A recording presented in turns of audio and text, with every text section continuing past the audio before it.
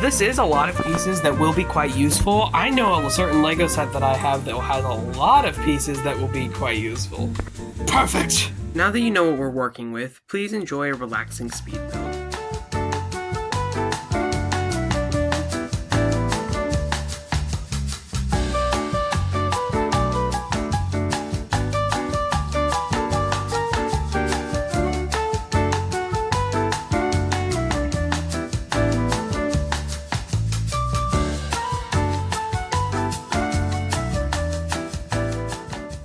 Sadly, some of the building in those early stages was off-screen, but luckily, after that, it was all off-screen, so don't worry.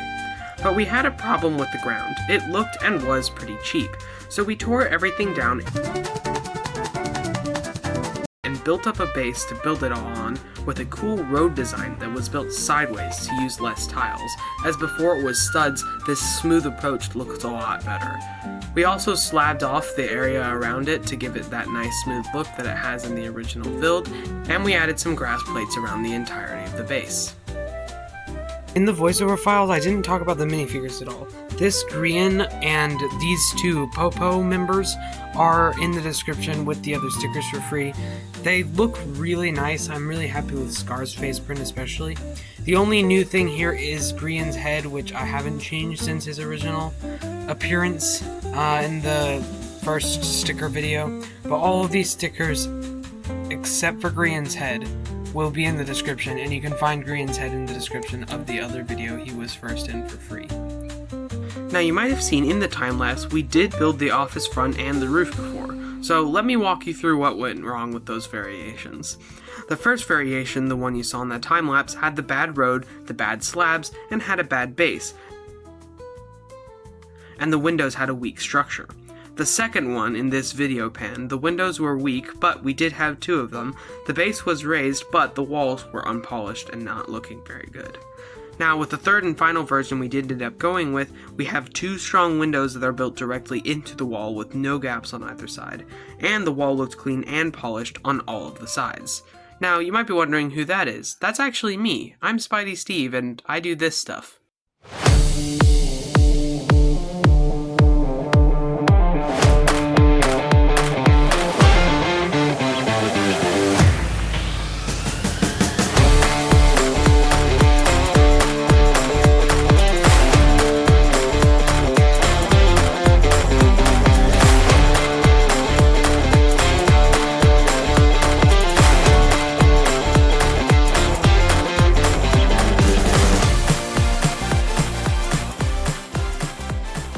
So maybe you should subscribe. Now, after the original, we did also have some updates to the roof. The DHP logo was changed to be more accurate. We did add the letters that said permit in the corner, and we modeled the edges of the gray a little bit more to give it that worn look that the office has in the game. So something that we really liked on the build was the glazed terracotta plus symbol thing that they have on the office. Now this was really cool because this print comes in the Nether Portal set from the other year, the Armory Nether Portal set. And in that set it comes with 8, and 8 isn't enough to build this. It just so happened that we actually owned 2 copies of that set. One was my brother's, and then one was mine that Boomerang Bro gave me for Christmas. And so we did have enough to make that exactly the way it was in the game, and it looks really good. Something we weren't doing originally was extending it around all of the sides. So eventually we did get to work making the walls on all sides, as well as extending the roof backwards so that it fit over the whole thing. And after that, I did some inside work. We did build the roof with the intention of being able to take it off quite easily, and it looks like it did its job. You see, we have a mixture of plates and tiles here to make sure that it comes off quite easily. Now, in the very front, after you open the door, you have the classic desk with the jukebox and worker Grian here waiting to not help you with anything. You've got a window here, which is meant to represent the window that Grian just breaks through to get inside, and we have one of the posters. Now, with the sticker sheet in the description, I do have 3 of the posters in there. I only have one 6x6 tile, so I was thinking you guys can, you can either use all of them if you have more tiles, or if you're like me and only have one, you can just choose one of the stickers to go in your office.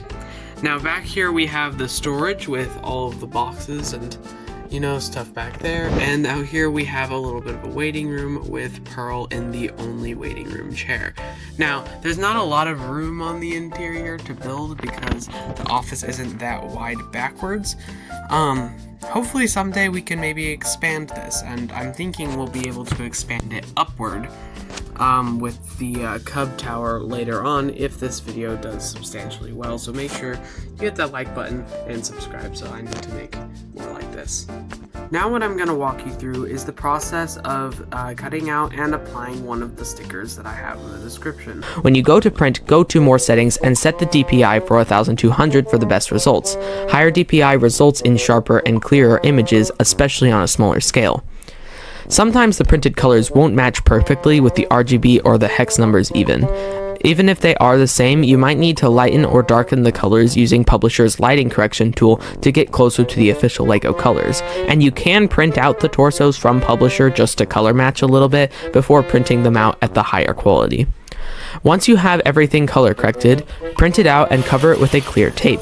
Make sure it is true invisible tape and not the foggy kind to give it the LEGO sheen and mimic the plastic texture. Cut out the design as closely as possible following the black lines on the edge. Then use a glue stick glue to attach your designs to the minifigure. If you want the design to be permanent, you can optionally spray a clear acrylic sealer or use Mod Podge to protect the print. If you prefer removable designs, then just leave it and re-glue as necessary. Next, let's go in a montage.